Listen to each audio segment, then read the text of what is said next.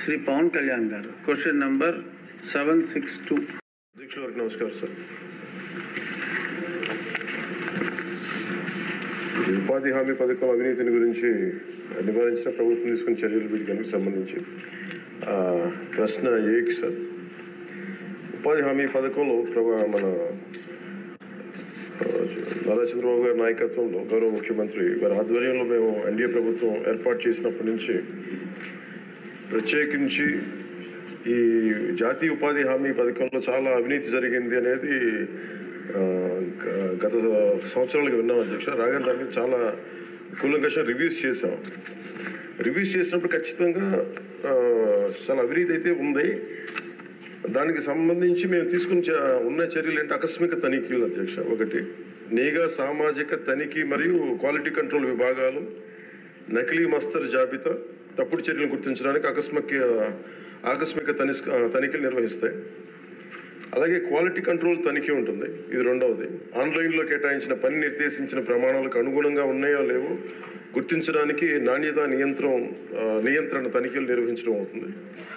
ఇవి కాకుండా రాష్ట్ర స్థాయి ఫ్లయింగ్ స్క్వాడ్ ఉంటుంది. రాష్ట్ర స్థాయిలో ఆకస్మిక తనిఖీలు ఫ్లయింగ్ స్క్వాడ్లు క్షేత్రస్థాయిలో మస్తరు జాబితాలు ఈ మెజర్మెంట్స్ నిబంధనల ప్రకారం జరుగుతున్నాయో లేవో అని తనిఖీ చేయడం అవుతుంది. మరి ఎవరైనా సరే వ్యక్తులు తప్పు చేసినట్లయితే ఎస్ఆర్డిఎస్ క్రమశిక్షణ నియమావళి ప్రకారమే తక్షణ చర్యలు తీసుకోవడం అవుతుంది. రెండో ప్రశ్నకి అధ్యక్ష, అసలు కర్నూలు జిల్లాలో ఉపాధి హామీ పథకం దుర్వినియోగం సంబంధించింది. కర్నూలు జిల్లాలో ఉపాధి హామీ పథకంలో దుర్వినియోగానికి సంబంధించి ఒక నిర్దిష్టమైన ఫిర్యాదు అనేది విచారణ నిర్వహించడం అయినది.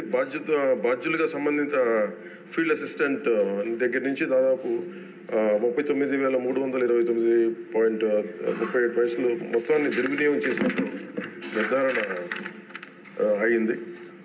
వారిని విధుల నుండి సస్పెండ్ చేయడం అధ్యక్ష. అదనంగా విభాగం యొక్క సామాజిక తనిఖీ బృందం 25 మండలాలకు గాను 16 మండలాల అక్రమాలను గుర్తించింది. ఇందులో వివిధ కేడర్లో 520 మంది వ్యక్తులు ప్రమేయం ఉన్నట్టుగా గుర్తించారు. మొత్తం నిధుల దుర్వినియోగం 74,57,280 అధ్యక్ష. రెండో ప్రశ్నకి ఇది.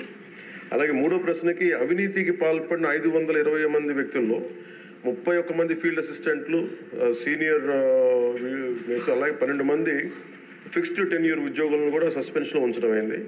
275 మందిపై క్రమశిక్షణా చర్యలు పూర్తయ్యాయి.